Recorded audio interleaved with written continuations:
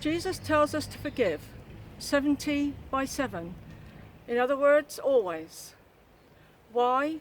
Because he's forgiven us every wrong past, present and future through his death on the cross. Also because each time you forgive, the hurt in you is healed.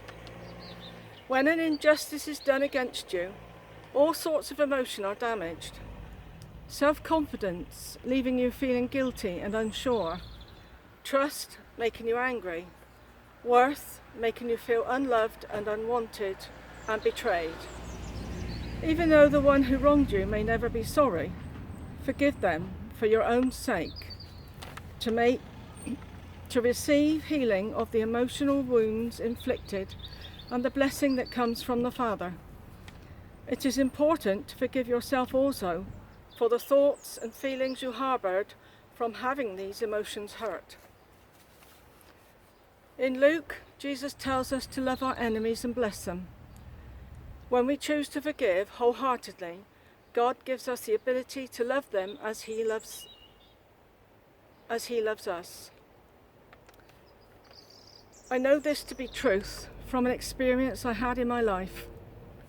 Several years ago, I had to forgive someone for their part in a wrong done to me, which caused me a lot of distress and roller coaster emotions.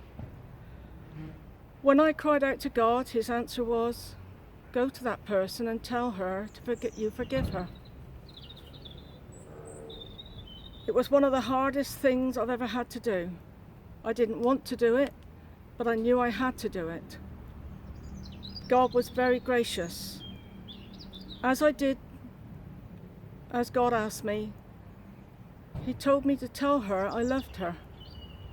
And a warm glow came over me as I felt God take the pain, the hatred and the anger from me and fill me with His peace and love. Today, my message to you is, don't harbour grudges.